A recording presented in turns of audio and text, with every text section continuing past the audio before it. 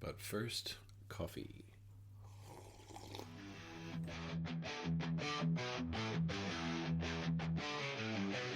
Locked in the bunker, shadows shake. One man clapping secrets awake. Board games living, dice plays break. Echoes pound and hearts they quake. In the bunker, board games rolling. One man clapping, stories growing. Hard rock thunder, speakers blowing. Clapping loud, the unknown sound. Welcome to the sound of one man clapping. I am the one man coming to you direct from the bunker. It is Sunday morning, and I have had a fucking amazing week. Pardon me for swaying so early in the pod.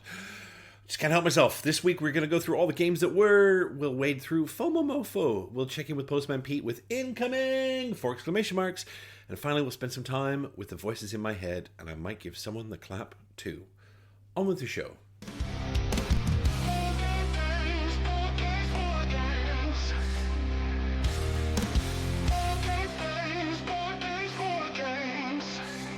Oh, wow.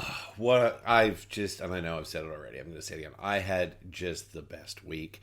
Before we kick off, I just want to say a quick word about you guys.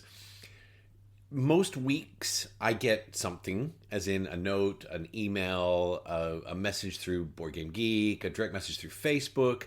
I just want to say it makes my day, guys. You know, if it could be a one line saying thanks for the week. It could be big shout out to Quentin on Board Game Geek. He posted in the guild, One Man Clapping Guild is 4426. It is currently empty, except for Quentin's commentary, where he talks about what he enjoys. And honestly, it makes my day to hear from you guys.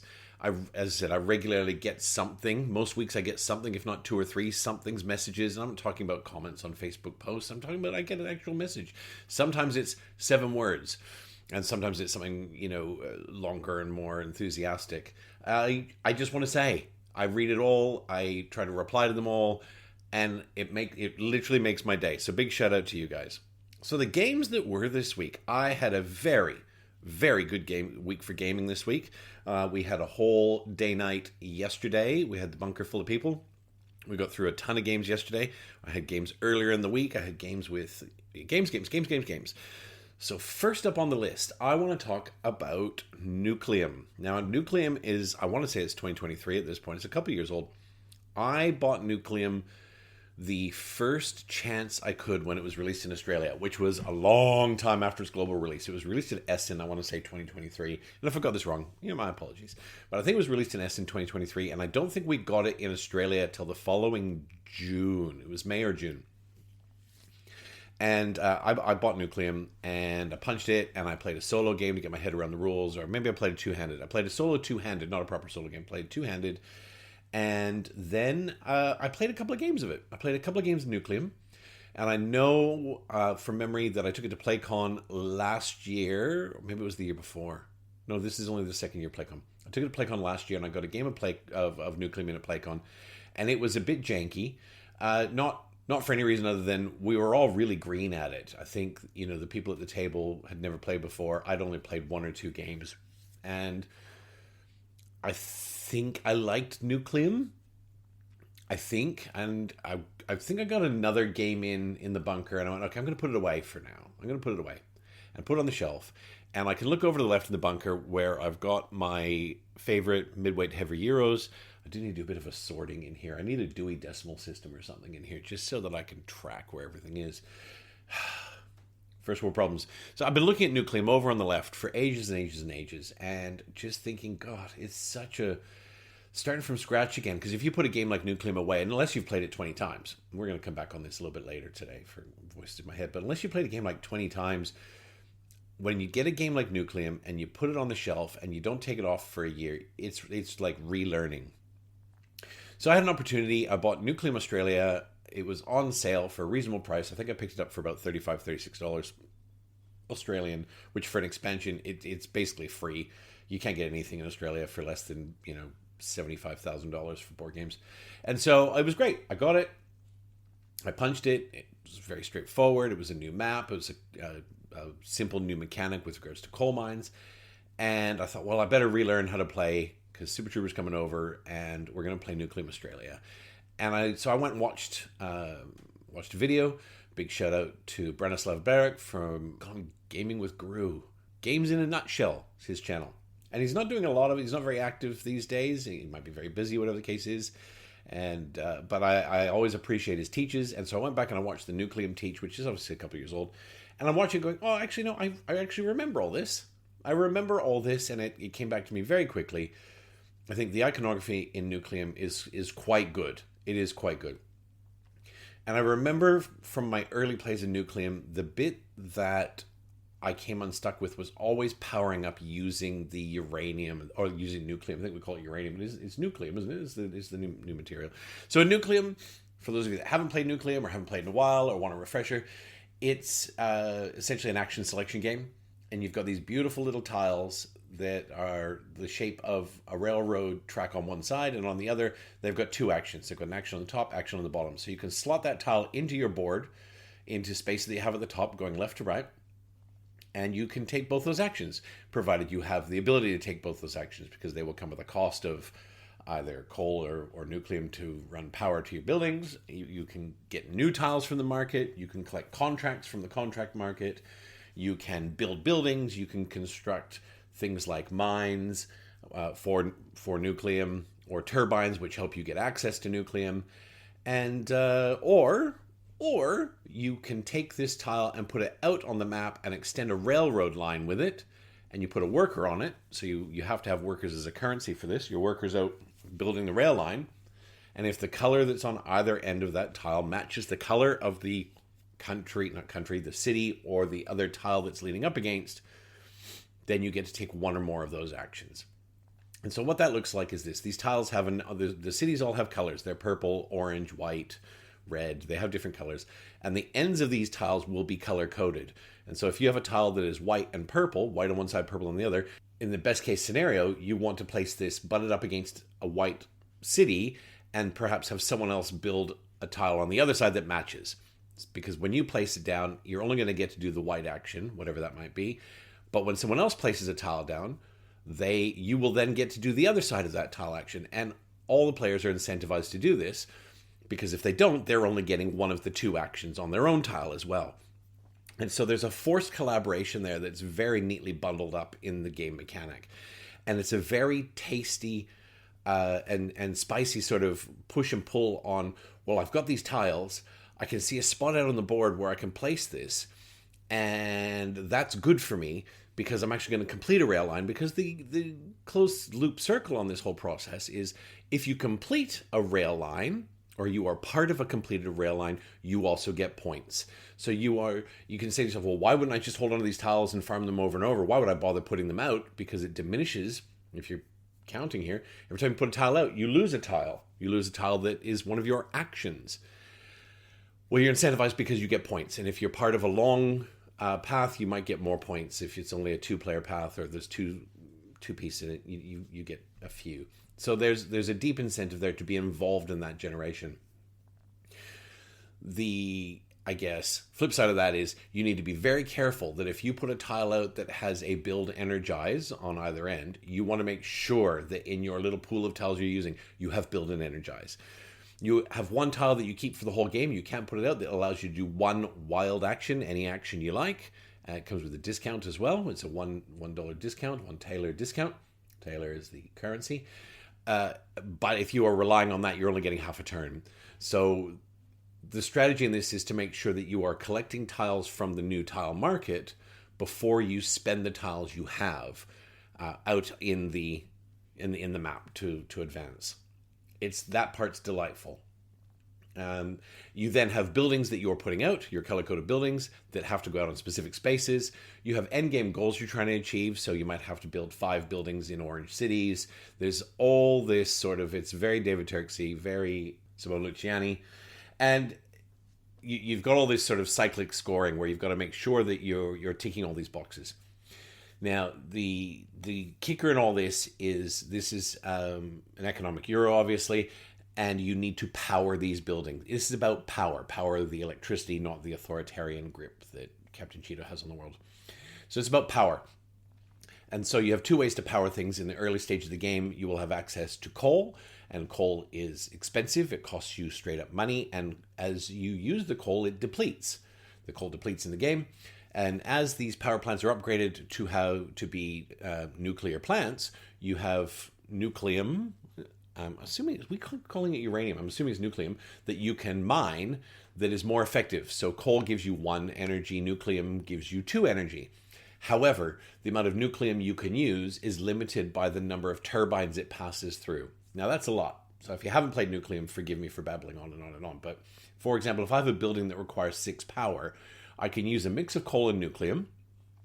However, you have to have a train route from the location of the fuel to a power plant to your building. And you can zip through as many buildings as you like. It can go all the way around the board as long as you have an uninterrupted train route from the source of the coal to a power plant to your building, or the nucleum to the power plant to the building. That's all good. However, you can only transport nucleum. You can transport 1 nucleum per power plant. You can transport an extra nucleum for every turbine that is next to that power plant. So at most, you're going to get really 3 nucleum passing through the power plant, which is worth 6 power, and that's a lot. If the turbines aren't yours, you're going to give money to Super Trooper to access his power plant. That's the part that broke my brain, I think, the first few plays, was just trying to get my head around the powering up mechanism. And make no mistake, you cannot win if you're not powering your buildings. Because these buildings, when you power them, they flip, you get points, you get bennies, and you get achievement resources. So the achievements come in these form of these little stars. And this is how you buy endgame points. So if you are not powering buildings, and if you're not powering more successively more and more powerful buildings, you have no hope. So this was the first game of Nucleum where I went, I can see the Matrix. I can see this.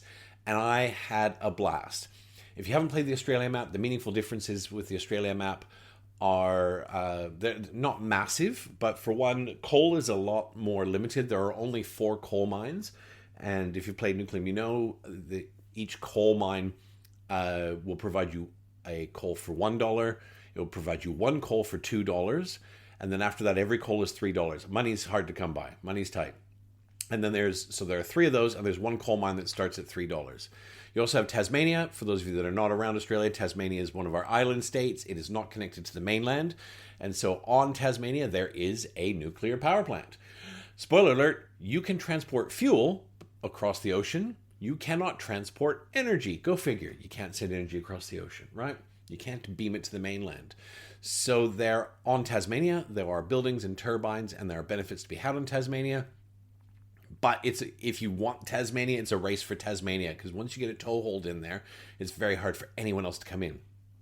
However, Tasmania is a tiny little state. So once you've capped out Tasmania and got your points from Tasmania, there's nothing else there for you. It's very hard to get extra energy into Tasmania. One way you do that is in Australia, in Nucleum Australia, we have shipping lines. So shipping lines, you purchase a ship as an action, and you plop a ship out, and there are, I think from memory, 5 shipping lines in the game.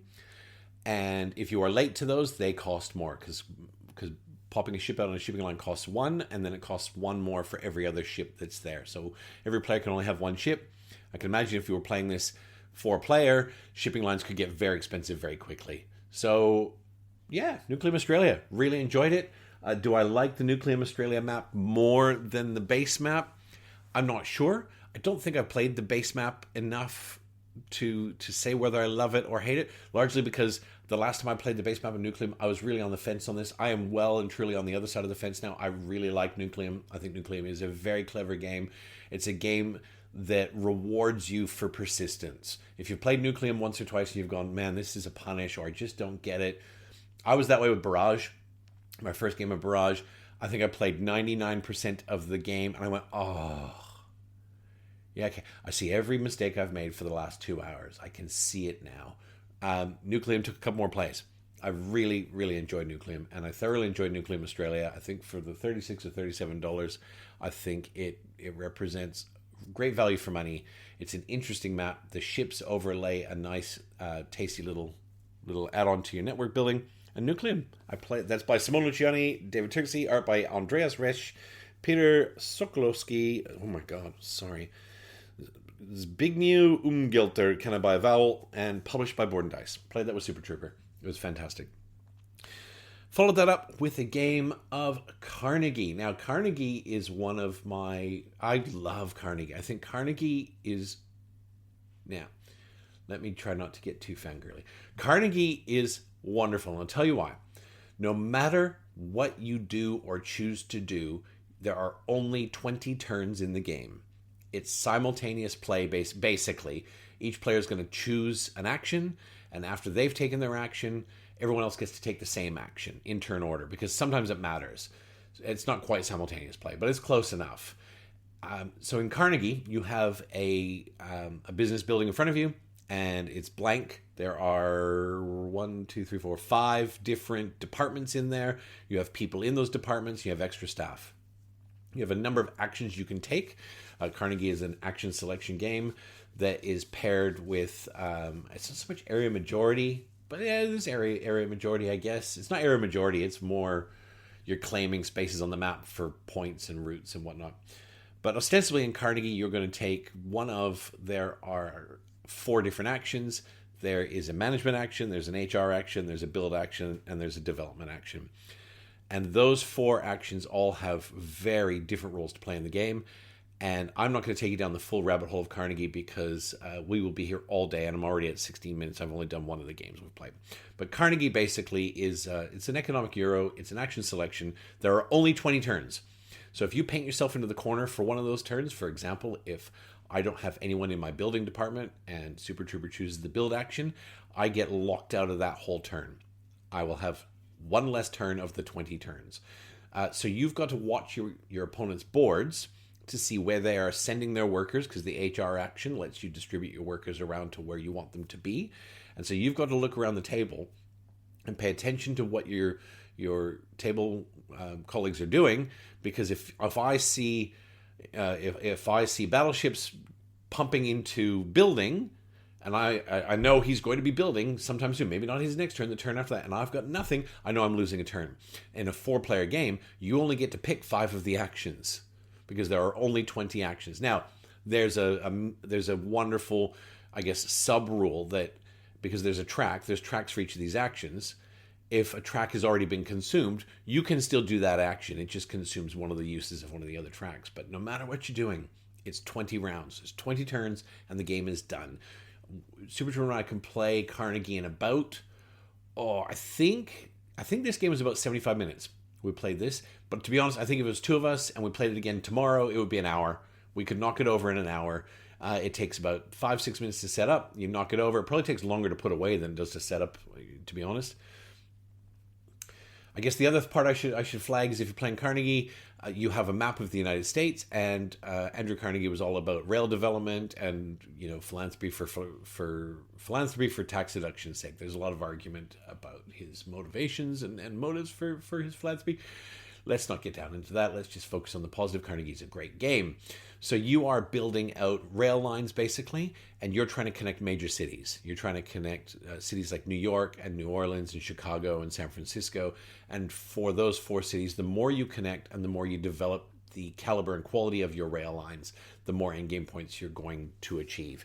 It's happened many times in Carnegie where I've been trying to reach San Francisco, which is hard to get to, so it should be, and somebody plunks a development right in my way, and I am blocked out of getting there. And that's part of the game, but also if you're going to use your turn to block someone, you better be bloody sure that you've got your shit sorted, because you only have 20 turns. So if it's very zesty, it's very spicy.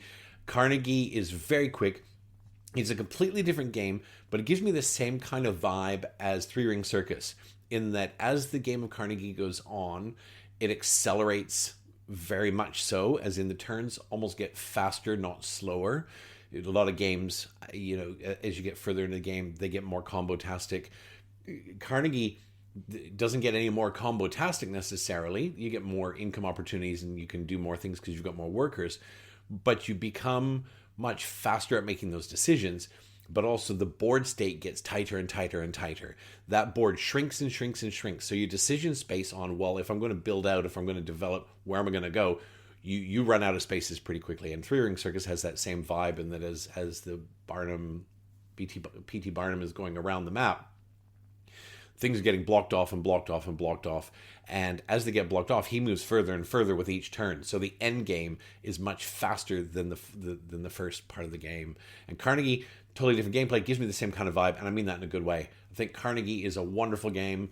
I still have the...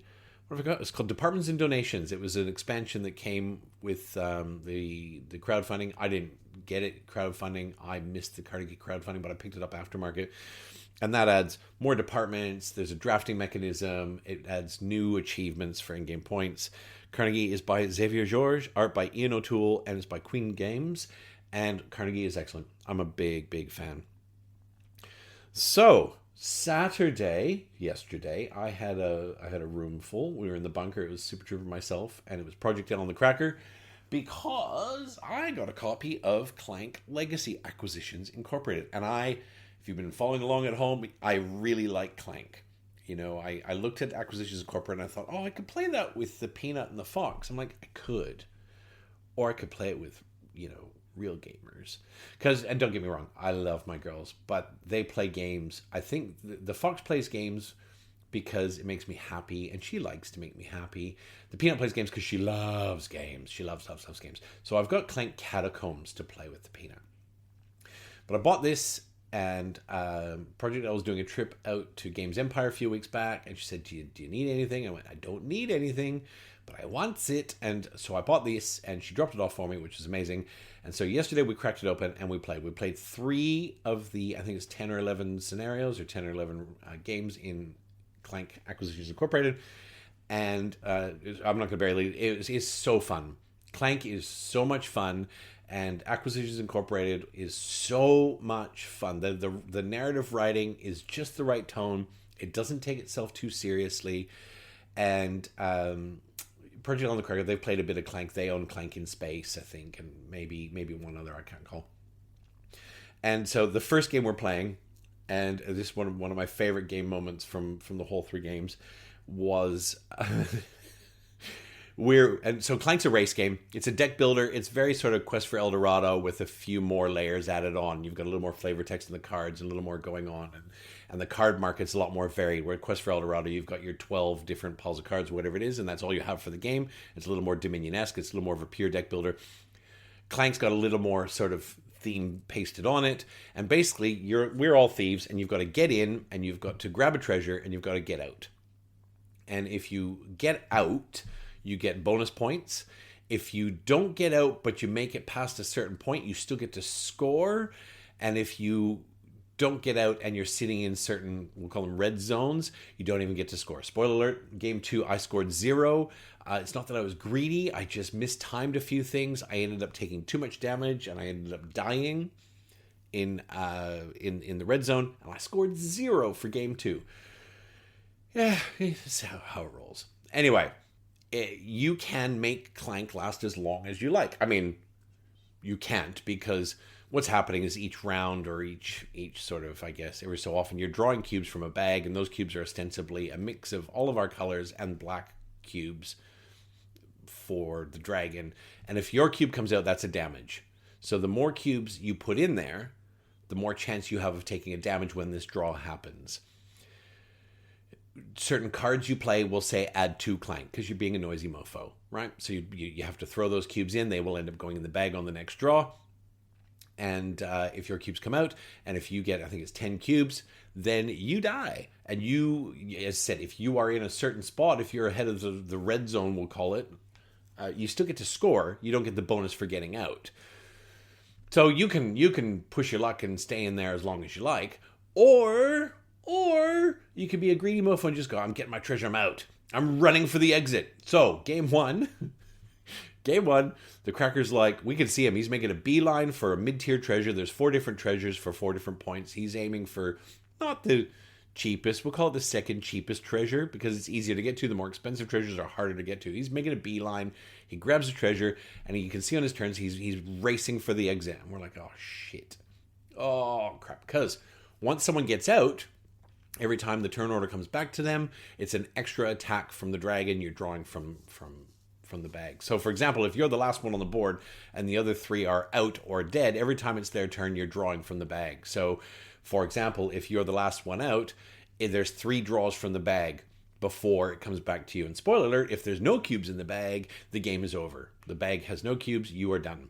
So the Cracker's running for the exit. He's running for the exit, and we're all like, we're trying to draw cubes as much as possible, see if we can take him down like the Uruk-hai running for the Helm's Deep wall. We're like, shoot him! Like, the more bag, we're pulling from the bag and pulling from the bag, and he's still going, he's still alive. Anyway, he gets to the space just before the exit, and the narrative goes, hang on, before you go, we're just going to read this. We just want you to read this. Congratulations, you're just going to read this. And so we read it, and the bridge to the exit is out.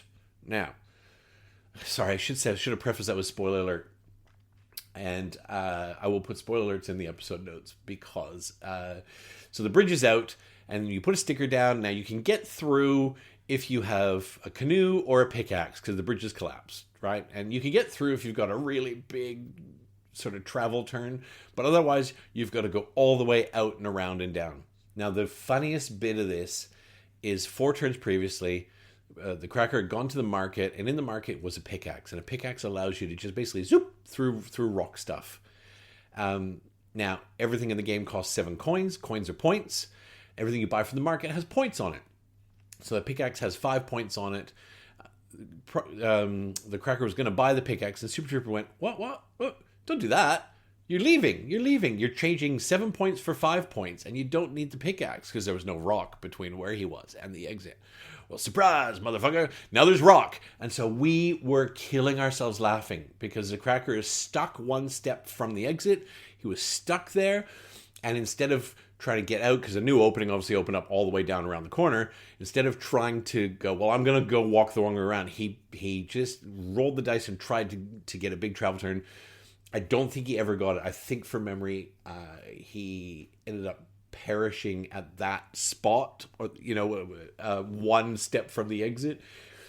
It was so delicious. It was so much fun. We laughed so hard. We had so many laughs playing this game. We played 3 scenarios back to back, and it was a delight. I think there's 10 or 11 scenarios. I'm very much looking forward to getting Clank Legacy back to the table.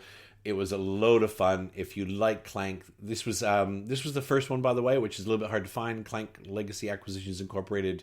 The sequel is quite easy to get. This was the first edition, the first iteration that came out quite some years ago in crowdfunding. So finding one was a big bonus. And I can tell you, based on my experience with this one, I will very much look forward to playing all the way through the second one as well. It was a blast. So much fun. That is by Clank Legacy by Andy Clotis, Paul Denon, and it's art by an army. Unfortunately, whenever there's like 7 or 8 artists, I just don't have the coffee or the presence of mind to go through it all. And published by Dire Wolf Games. Oh, and I managed to paint the minis. Thursday night, Super Trooper came over and he popped the box open and he pulled the grey minis out and he went, ugh, hammers. And so Friday night, I sat down and I did a little slap chop. It's not my best slap chop work, but at least they were painted, they were passable, and we had painted minis. So yeah, Clank Legacy. Following that, we played a game. This is something Super Trooper has been very keen to get to the table with all of us. We played a game of Detective City of Angels. So Detective City of Angels is published by Van Ryder Games of, Final Girl and Hostage Negotiator fame. And it's very much a narrative-driven, almost think of it like you need a game master for it. And the game master is trying to block you from solving the crimes, but they are stuck within a very specific rule set of how they can do that. So if the timer runs out and we haven't solved the crime, the game master wins. Otherwise, if somebody successfully solves the crime, then that person wins. This was the introductory mystery. It's kind of like the training one. It's a shortish game. Look, it was so much fun. It was fun. It was thematic. It was funny. The writing in Detective City of Angels is very funny, and I thoroughly enjoyed it. I think that it maybe wasn't for everyone at the table. I know Project L was kind of holding her temples at the end, massaging them gently. I mean, she has just come out of heart surgery, so she gets a hall pass for, I guess, being upright and breathing, which we all love to hear. But I would love to play it again on a more complex mystery. I think if you've got the right table, it is a lot of fun. The art's by Vincent Dutré, who does fantastic art. It's very sort of pulpy, right in the theme. and it's designed by Evan Derrick. I'm not familiar with Evan Derrick. I should look up some of the other stuff he's done because I've only played one game of this. I think it was great. Super fun. So we went down a bit of a lighter road for the rest of the day, and it was a bit of an all-play sort of afternoon. We played 3 all-play games, actually, through the well, I guess it was evening at this point. We're getting close to dinner time. We played a game of Ruins. Now, we're half hour. I might have to speed this up, because you guys might be twiddling your thumbs going, Hammers, when are we getting to, I'll do my best. We played a game of Ruins. Ruins by John D. Clare, art by Jake Morrison, and the art in Ruins is really great, and it's by All Play Games. So Ruins is a card crafting game, and ostensibly what you have is you have a hand of cards that are numbered 1 through 9, and it's a shedding game. It's card crafting, card shedding. You're trying to get rid of all your cards. And you do that by playing them in sets if you can. So for example, if I have 2 2s, I will play 2 2s, and then the next person around the table has to play a minimum, well, not minimum, exactly 2 cards. It can't be any more. Has to play 2 cards that have to be 2 or higher. So if the next person to the left of me plays 2 2s, it's a bit of an Uno move because the person after them gets skipped. So if you match exactly, if I played 2 2s and the next person plays 2 2s, then the person after that gets skipped. However, you could play 2 3s, 2 4s, 2 7s, 2 9s, anything you like as long as it's higher than 2s. So if the next person in line plays 2 10s, well, that's a pretty high number. And the cards only go, do they go to 10? They go to 9. They go to 9, but you can play 2 10s, and we'll get to that. And so the next person after that can either play, you either have to meet it, beat it, or pass. And once you pass, you're out for the round. So once that's done, the last person that's played gets to lead. They might lead with 3 5s. They might lead with 1 6. Because you get to the point where you haven't got all of this stuff in your hand. Now, enter the spicy bit. Enter the zing. You've got a card market in the middle of the table with these transparent overlays, and these overlays have special powers for your cards. Each of your cards is in a chunky sleeve. It's a big fat sleeve that's way too big for the card, because potentially you're going to put 2 or 3 other sheets in there that are transparent and overlay and add funky things to your card. So it might add a +4. So if you slide a +4 in, your 1 becomes a 5. You have an opportunity before you play. You have 3 torches in front of you, which are your currency. And in the market, you have an overlay that's worth 1. You have 2 that are worth 2, and 1 that is worth 3. So you can, before you play your card, you can purchase one of these upgrades, slot it in, and play your cards. So you can make one of your cards match another. So for example, if I had a 6, and a 3, and in the market there was a +3 overlay, I could buy that and play 3 3s. If I'm leading, that makes it hard for everyone else. Having 3 of a kind is tricky, particularly in the early part of the game. You with me so far?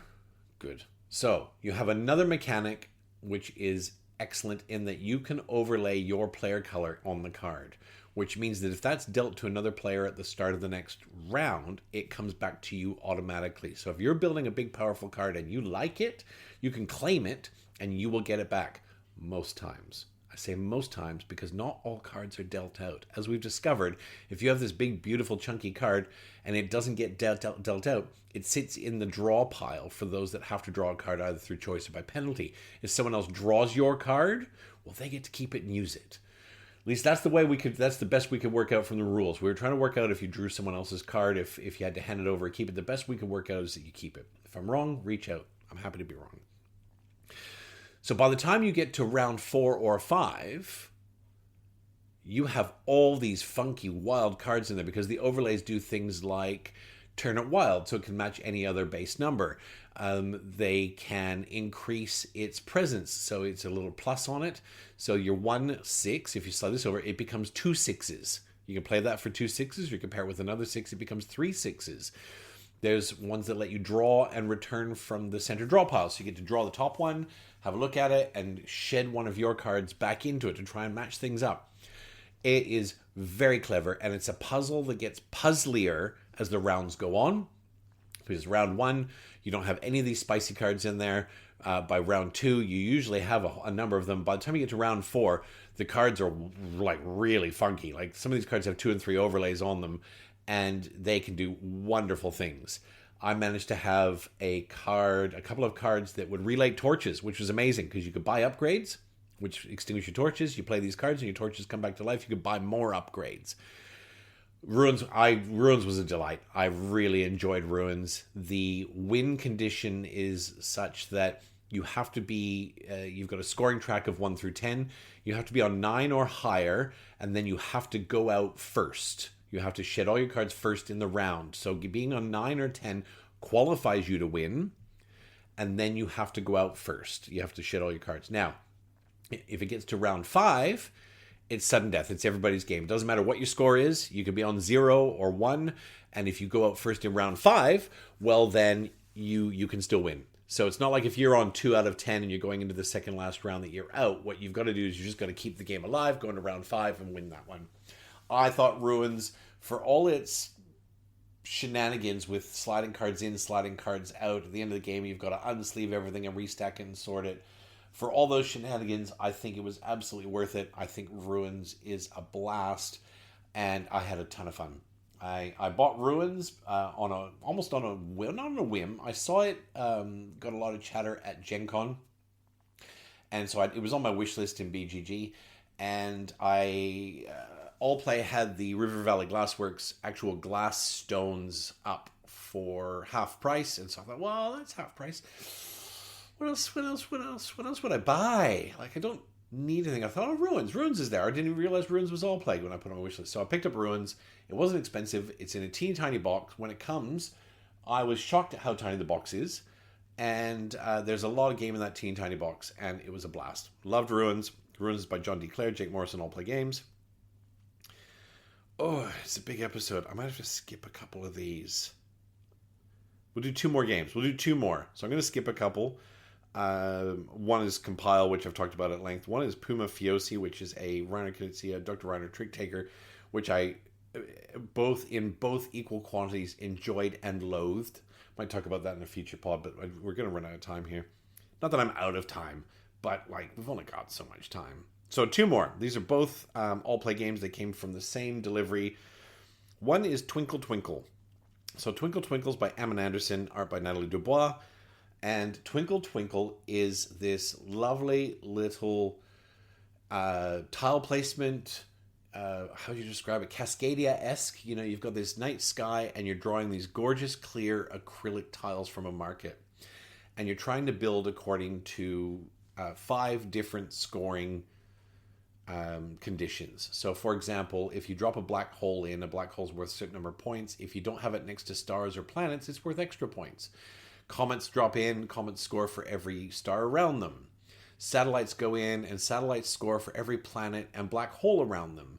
Asteroids go in, and asteroids score for more asteroids. The more asteroids you have around them, then the more they score. And then you've got constellations. You've got to build constellations. You've got these little tiles that have stars connected by little dotted lines, or stars just free floating in space, and they are on clear acrylics.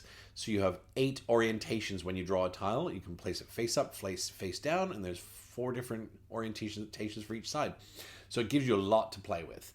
It's not brain burny, it's not calico, but it is just the right level of huzzah, I think. So basically the way it works is you've got a market of 5 tiles, and you've got your 4 standees, which are in a turn order. So the first person is going to pick one of the 5 tiles, and they will go. Their little standee will go stand next to where that tile came from. So if they pick the first tile in line, they will get first pick next round. If they pick the last tile in line, they will get last pick in the next round. And you can see the 4 tiles that are going to come up at the bottom when you choose. So when you're going, you go, well, what do I want this round? There's not much I want this round, but I really want that black hole, which is coming up next round. I'm going to take this first tile, which I don't really want. It's not terrible, but I don't really want, because I want that black hole. So you take that tile, it goes on your board, and then everyone else goes, and then turn order is resorted. The 4 tiles that were in the queue pump up into the current queue, and then you can grab whatever you like. Noting that if there's something from the next round, each market has 5 tiles. There's always 1 left over. So the tile that is left over from the previous round takes the first position for the next round. So the one no one wanted is the one you have to take next round if you want to be first, which I think is a great little push-pull. It's really nice. So you can go, well, I want this tile this round. oh, it's in last place, but I really want it. And that's the one you've got to take. The other bit that layers on this is there are certain tiles that come out and they've got a little clock indicator on them, which it's labeled a slow tile. Well, that tile has to go to the far right. These are the tiles that have 3 or more stars on the single tile. So if they come out, they go to the far right because they are attractive. Everyone wants 3 stars. The more stars you have in your constellation, the more points you're going to make. So it always goes to the furthest space to the right. So if it's the first one that's drawn, it will be the last. If it's the last one that's drawn, it will still be last. And the idea is that these really desirable tiles are forced to be taken in such that you are foregoing an early choice in the next round.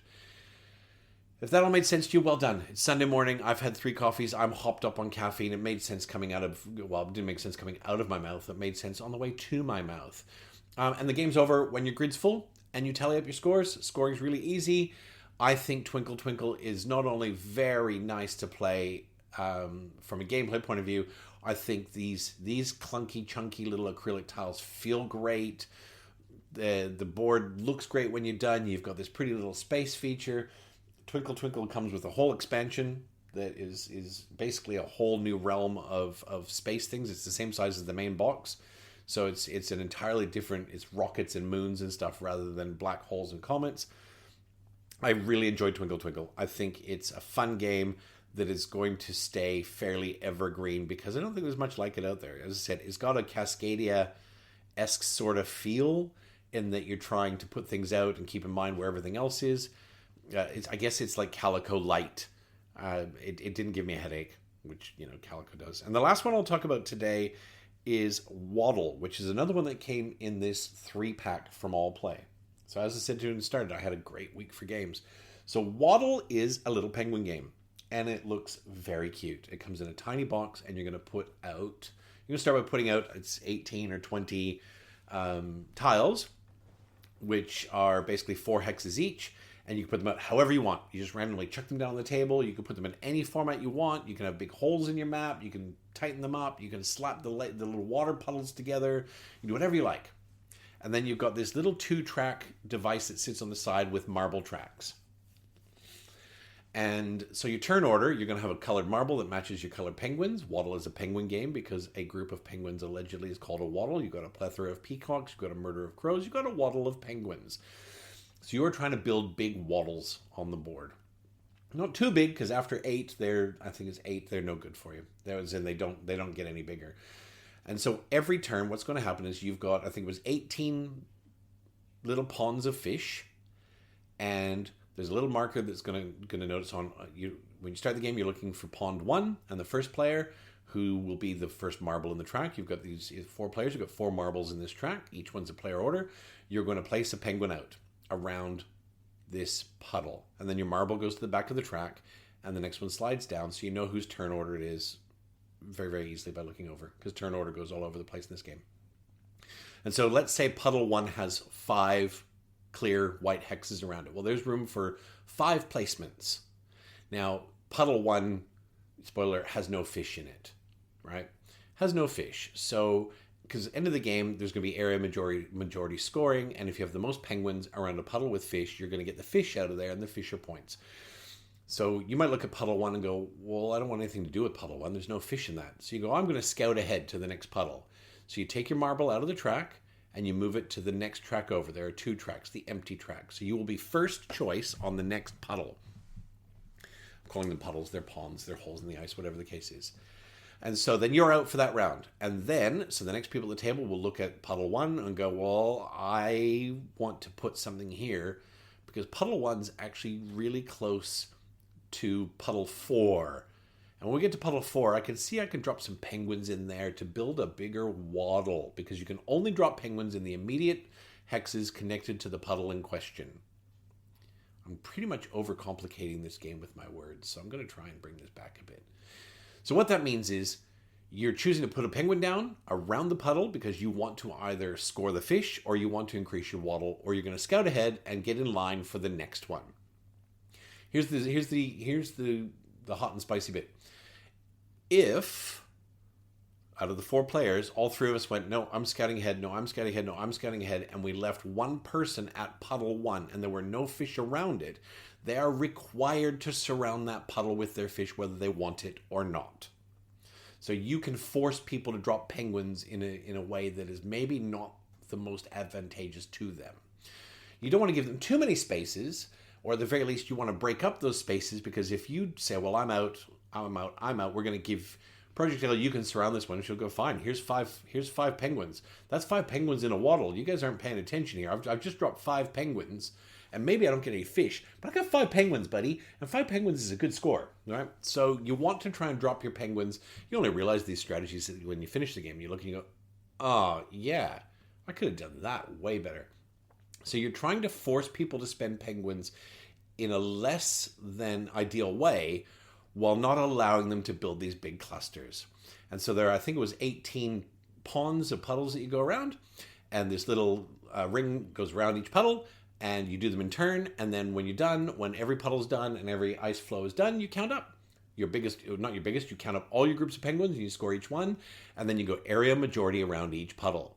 Now here's the fun bit, and we only had this happen once, but if you've got 2 puddles that are touching, that's one body of water. And if they both have fish on them, one might have a 6, one might have a 4, for example.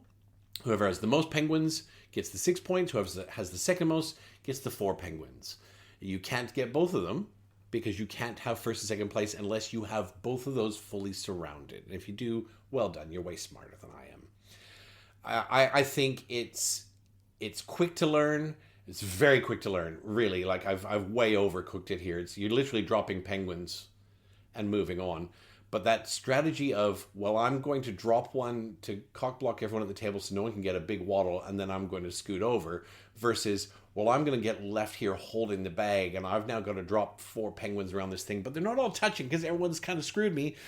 I think this is the kind of thing that by play 3, it's going to get very cutthroat, very hot and contested, and a load of fun. Again, it's in a teeny tiny box. It has, yeah, it was great. Waddle was great. That Waddle was by Come van Morsel, art by Anka Gavril and Danielle Profiri. I don't know any of these designers, but well done for designing such a clever little game. And games by All Play Games. Those are the games that were 47 minutes in. Holy sweet Jesus. I'm kind of sorry, but also not. Boxes on the doorstep, new delights inside. Heaven's on fire, fields to divide. So this week on Incoming, I'll just be quick because it's a very short list, and some of it we've already talked about. Obviously, my all-play trio arrived. That's Twinkle Twinkle, Waddle, and Merchants of Andromeda. Didn't get Merchants of Andromeda to the table. I'm very excited to do so. That's, I believe, a reskin or a rewrite of a Rhino Knizia title. It's got a Dutch auction in it, which I love. We have played 2 of them. I think All Play is absolutely killing it in this post-tariff world with these sort of small, mid-sized boxes. They're kind of doing the next level of what Devere's been doing. Devere's always packed big games into little boxes, not cheap games. Whereas I think this whole package, I can't remember what I paid for these 3 games, but it wasn't even, I don't think it was $30 a game. And the value for money in these 3 games is so great. I'm so delighted that I backed them. Well done, All Play. I have not a shipping notification, but kind of a pre-shipping notification. Earthborn Rangers is arriving soon. Very much looking forward to playing that. I'm going to drag the Peanut to the table and probably the Fox, because that's it's I think Earthborn Rangers is co-op-ish. I think it's co-op. So that'll be fun. Obviously, I got the glass upgrades for River Valley Glassworks. It's here. And, of course, PAX is just around the corner. Those passes are in the mail. PAX is kind enough to send them out registered mail. So PAX Australia is just around the corner. It's about 3.5 weeks away now. Very excited for that time in Melbourne. And, if you're there, come find us. We'll be there.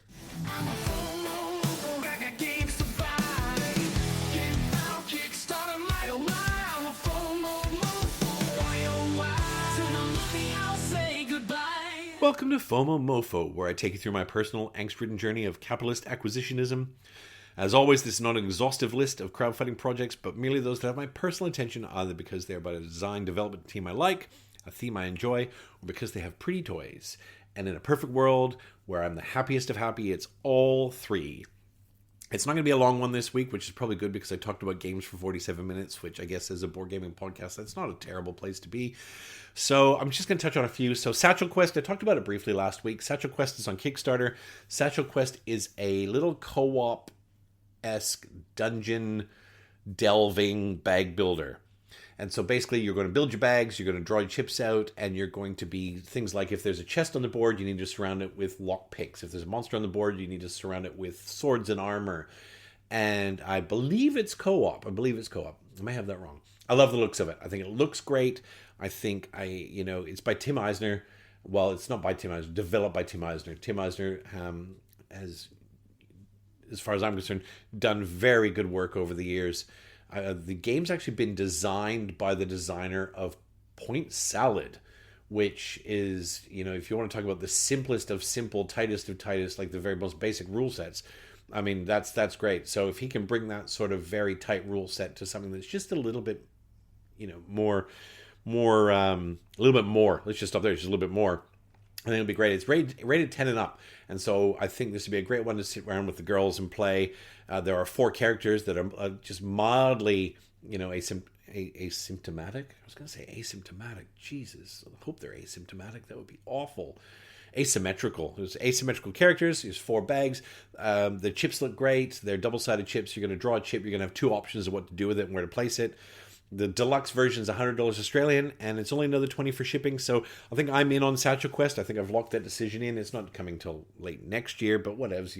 Having a queue of games always makes me happy because I'll always look down the road and go, what's coming? We talked about Andromeda's Edge Genesis last week. I'm definitely in on that. I think the Cosmic Frog and the board cube look fantastic. More Andromeda's Edge is wonderful for me. I think, though, with Galactic Cruise achievements, they're hoovering up money, and good for them because, Galactic Cruise was their first game and is absolutely a banger. Galactic Cruise is a triumph of gaming. I absolutely love Galactic Cruise. I don't need the achievements. I think even if I were to buy them and open them all up and tip them out, and treat them as modules, the number of times I play a game like Galactic Cruise or something like that, and I'm chucking modules on is pretty rare. I don't think I would play Anachrony again without the Fractures of Time. I don't think I would play Trickerion again without Dalgard's Academy, but I don't think I have 2 expansions in Galactic Cruise I haven't touched. I've got 6 or 7 Galactic Cruise plays under my belt. I haven't touched the expansions that are in there.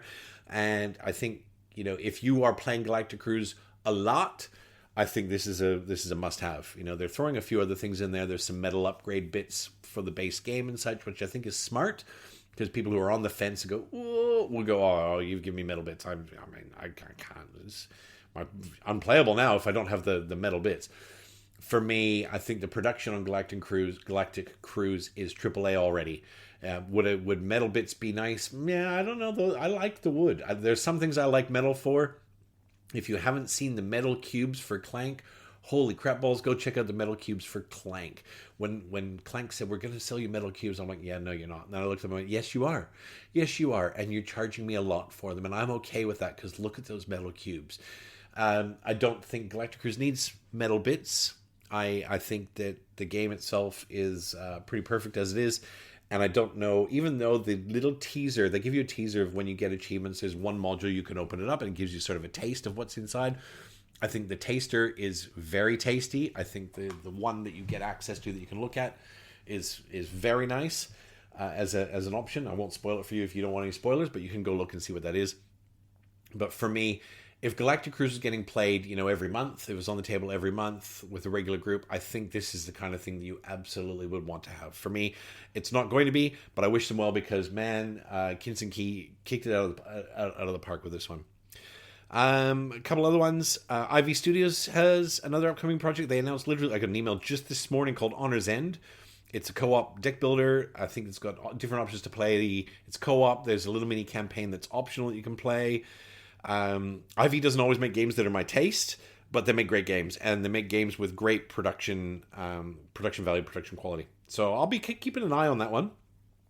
There's a lot of campaigns launching in the next couple of weeks. The next couple of weeks is quite campaign dense. There's stuff that's top shelf. There's really interesting little indie stuff coming. Phil Eklund has a new game with Ion Studios, and I tell you right now, It's a no for me. I'll tell you, Pax Hispanica was a game I pre-ordered 2 years before it came out. It was like a year and a half delay. It was a pre-order, which I respect. It was a pre-order, not a crowdfunding, and it wasn't even on crowdfunding. You pre-ordered from their website. But I love pirates. I love pirates. And Pax Hispanica, the deluxe edition, is pretty much the least deluxe edition that I've ever seen. You know, it comes with a cloth map, and the cloth map looked like it was run through an inkjet printer. The cardstock's really like, you know, and the more I'm not so much about, you know, I can usually dissociate the art from the artist, but the more, unfortunately, I go down the rabbit hole of the sort of the way certain individuals carry themselves, the less inclined I am to be investing in Ion and more PAX games. Pax Hispanica is sitting on my shelf of firsts. I will give it a go, but to be honest, the rule book looks unnecessarily overwrought. I'm hoping there's a good game in there when I get to it. I'm hoping, but I'm not. When I say I'm not optimistic, you know, the PAX games are good games. It's just about whether it's a game that I'll actually enjoy playing. We'll see. Watch this space. And I'm not saying don't back this game. You know, there's a new game coming out from Ion. It could be right up your alley. Anyway, watch your inbox. There's lots of good stuff coming over the next 2 to 3 weeks. I think it's smart. I remember last year, the October-November space for crowdfunding was so overdense. It was so saturated. I think some campaigns actually suffered last year because you're coming into Christmas and there's campaign after campaign after campaign after campaign in October and November and even early December. I'm like, guys, people have money to spend at Christmas. We don't have $2,500 to drop on, you know, stretch pay, even though stretch pay is helping us out. It was a tough space last year. So I'm hoping there's less. I'm hoping that there's some smart spreading this year. We see some good stuff drop sort of late September, early October, and then maybe, I know there's quite a few big-ish campaigns that have already been nudged out to next year, which to be honest, I think economically is smart. Although you might really want that cash flow as a business here, I think nudging it out to early next year is a good business move. Not great for our pipeline, but it's a good business move. Anyway, that's it for FOMOMOFO.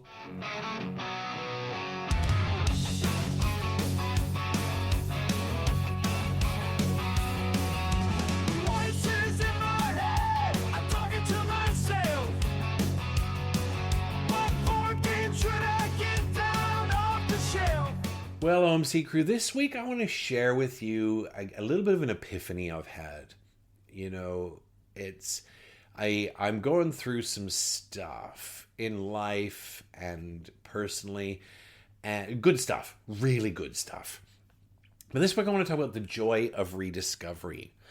So, you all know my thoughts on the shelf of firsts. It was one of the nice things, you know, no, there were plenty of nice things that Quentin had to say this week in the guild. But one of the things he touched on was the positivity around, you know, I look at my shelf of firsts as something to be cherished and relished and looked forward to with glee and wonderful anticipation. I guess I'm at a point now where I've got a lot of games that aren't on my shelf of firsts game. And I have one Tower of a Kallax. It's 5 cells, and that's my shelf of firsts. I've got a couple of games that aren't in there, largely because they don't fit in there. For example, you know, I've got Lords of Ragnarok, which I bought.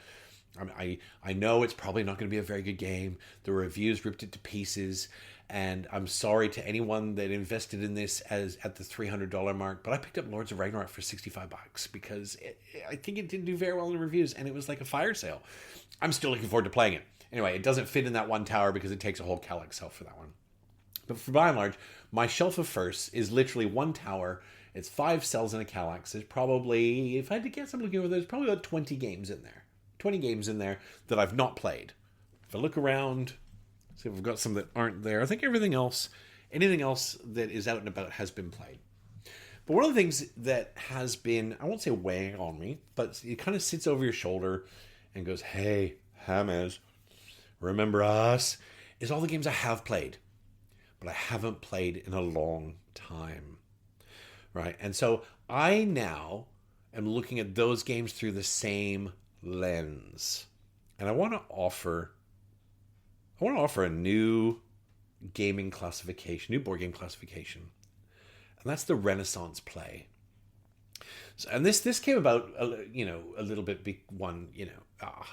You know, I lost a friend. I lost a very dear friend about 5 weeks ago. And he was 57. Now, I am 51. My dear wife is a little bit older than that. We won't talk about her age. She's a little older than that. 57 is young as fuck to shuffle off this mortal coil. He wasn't a board gamer, but he was a dear friend. And I'll tell you what, the sun shines a little brighter. The things I love are just a little tastier. The company I'm keeping is a little warmer. And I am looking at the world in a far more optimistic way. Not that I was never a pessimist. Never, ever a pessimist. I am enthusiastically optimistic about my life. I have a new job that's wonderful. And I watched one of my friends say goodbye just 5 weeks ago. And so now, and I don't want to wax lyrical on existential moments, but I'm looking around and I see new games I haven't played in a while. So this started, come full circle. A couple weeks ago, I pulled Andromeda's Edge off the shelf, and part of this was catalyzed by Genesis is out. It's on crowdfunding, and I bought Andromeda's Edge in crowdfunding. It came whenever it came last year, the year before, and I played it. I've only ever played it solo. I'll be honest. It's fantastic solo. Spoiler alert. And I played it, but it sat there staring at me because Andromeda's Edge is in this gargantuan mofo of a box. It is monstrous, right? This huge box, almost fills a whole Calyx, and there's so much in there. And the game's not overwrought, it's not overly complex, but like all games, it is specific. And if you haven't played a game 10 or 15 times, like I could pull Terraforming Mars off the shelf after 5 years, and short of one or two things like how many cards do we start with, and how many cards do we keep, and how do we pay for them, which, I can still tell you, without any sort of rules refresh, I could go and play Terraforming Mars. I didn't play enough of Andromeda's Edge that I could just plunk on the table and go. So I had to relearn. Watch another video, watch a solo play, reread it, set it up. Spoiler, Andromeda's Edge takes almost as long to set up as Voidfall. It is a table beast. A solo game of Andromeda's Edge basically fills my entire table, and I have a huge table. But I thought, okay, I'm going to pull it out, and I'm going to set it up, and I'm going to pull this Band-Aid off. And I'm so glad I did. It is such a fun game. And I left it on the table, and I played it 2 or 3 more times in the week. And then I'm like, I got to pack it away. So I packed it away. Packing it away takes like another half an hour, and I put it away. I just thought, there's no meaningful reason that should have taken me a year to do. But you know what? It did. And I had such a good time. So fast forward to last week. Nucleum Australia, I have looked at Nucleum on my shelf for the last year and gone, I should really give that another go. I should really give it a chance. I should really pull that off and give it another go. But just the mental fortitude to go, I've got to learn a David Turksey game. And I love Mr. David Turksey, but his games can be a little bit, squeaky. But pulled it out, set it up. I had every intention of playing a solo game, before Super came over. And I'm like, no, I won't. I watched the video. And we played it Thursday night. And I had such a good time. And I often look at these games that are in the bunker and I go, oh. And it's not, am I ever going to play it again? I don't think that way. It's, man, when am I ever going to play it again? It's interesting. It happened a few months ago, and it kind of happened, and I didn't make mental note of it. I want to say 5-6 months ago. I own Nemo's War, the Ultimate Edition. Now, Nemo's War, I don't think I've ever won Nemo's War. Nemo's War is like the Robinson Crusoe of ocean warfare. Nemo's War is a solo game. It's a solo-only game. It feels like an Eagle Griffin game because the pieces are beautiful. It's beautifully made. It's got a above-average insert, really thick, chunky. All the tiles are very high quality. It's got Tool art.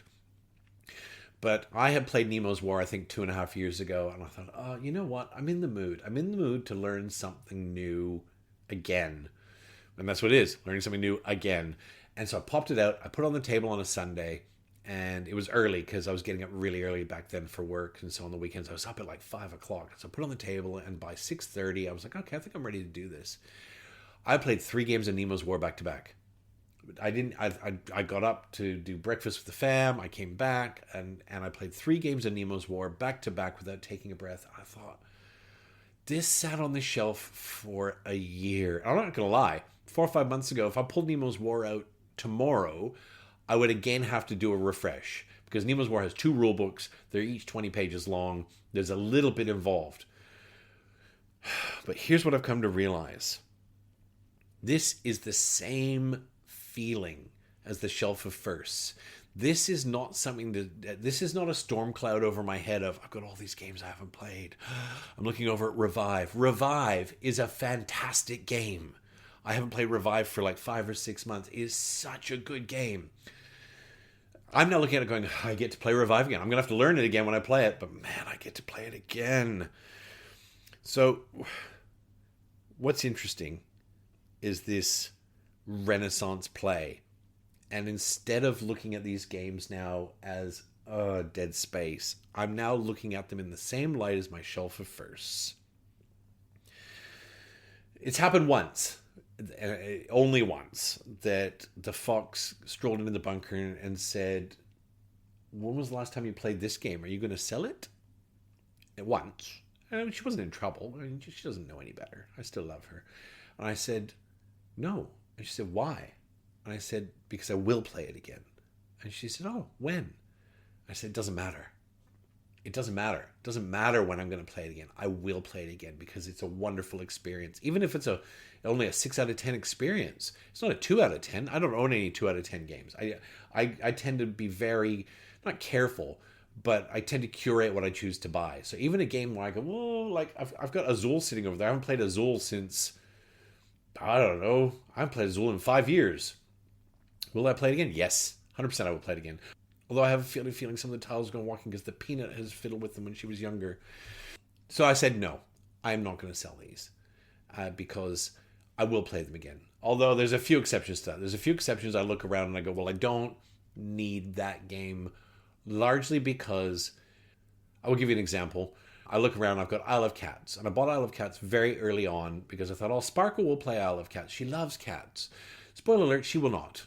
She will not play Isle of Cats. Isle of Cats, it's not even a midweight Euro. It's probably a 2.4 out of 5, maybe. There's a family weight version of it that's quite breezy cruisy. The art's fun. But it's like a game of Isle of Cats is like 2.5 hours. And also, Super Trooper owns Isle of Cats. So I will probably move Isle of Cats on. I tried to sell Isle of Cats like 2 years ago. I don't think I could get $50 for it. Not because it's a bad game. It just could have been something about the market. So I said to the fox, I'm not going to sell these. And I explained why. And she went, oh. And I said to her, you've got these rose gold earrings. Got little flowers on them. They're hanging up in your little stand. She goes, yeah. And I said, I don't think you've worn those in 5 years. And she went, okay. So the point is not that I have to play these games regularly to get value out of them. The point is not that if that game doesn't hit my table, it's not worth keeping on the shelf, because I know it will hit the table at some point, and I don't care how long it takes. It doesn't matter to me. The exception to that is, hey, if you're drowning in games, you don't have space. I am so infinitely lucky. I have so many calyxes that surround me in the bunker. I also am next year looking at a new bunker that's probably going to be a beautiful pod in the backyard. So I am not going to be running out of space for a very, very long time, which is amazing. Amazing. I have no compunctions. I have I'm not disillusioned about how lucky I am to have the space I need. If you need space, then sometimes games need to move on. Unless they're brand new and shrink and you haven't played them, they're only worth about 20 cents on the dollar. To be honest, if I got to a point where I needed to move games on, I would probably give them away at this point.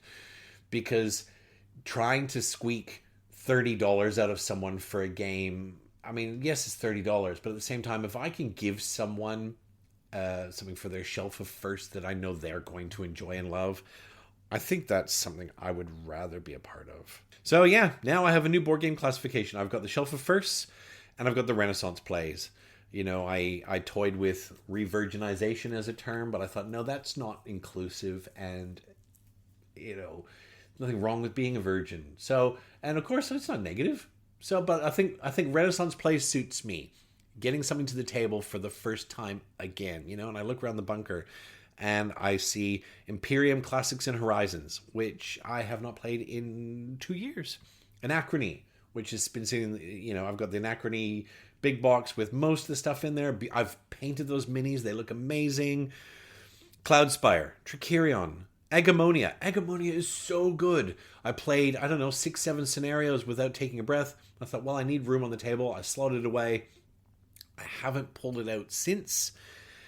I'm going to have to relearn it a bit. But man, Agamonia is 11 out of 10 good. I've got Hegemony, Burn Cycle, Eldritch Horror.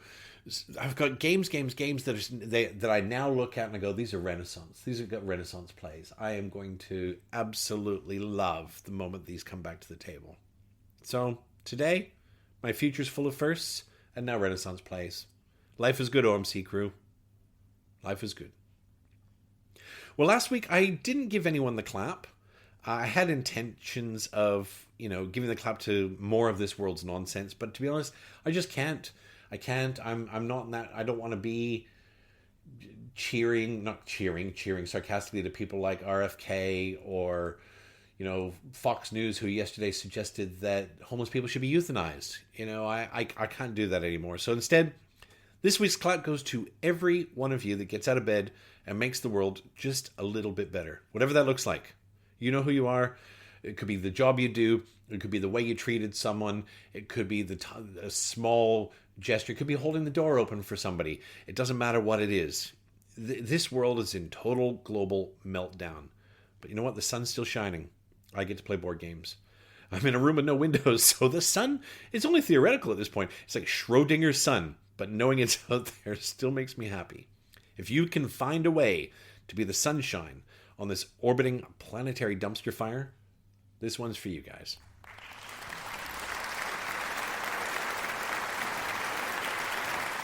As of recording, it's less than 3 weeks to PAX Australia. Badges are mailing out. I will be there with Lou on Friday and Saturday. If you're there, find me. Send me a message through social media.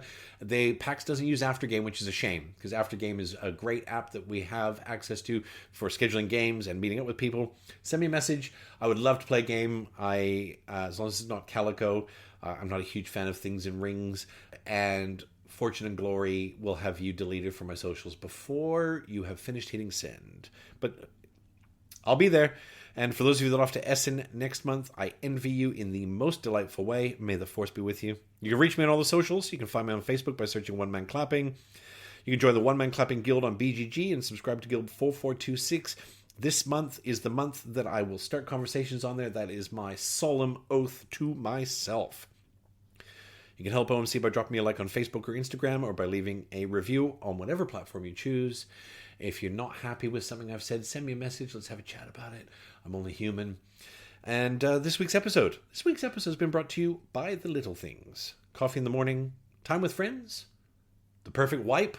You know how good those things are. Anyway, thank you as always for your time. Your time is precious, and the fact that you chose to waste an hour of it, an hour and 13 pre-editing, listening to how I spend my time, is always humbling.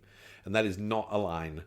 Until next time, get your game on, even if you've got to play with yourself, because if you won't do it, why should anyone else? Peace out, mofos.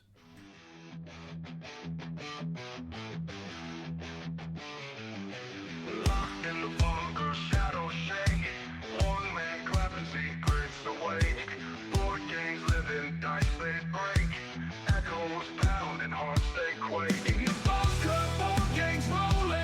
One man clapping, stories growing. Hard rock thunder, speakers blowing. Clapping loud, the unknown sound. Natural sunlight or a solo game?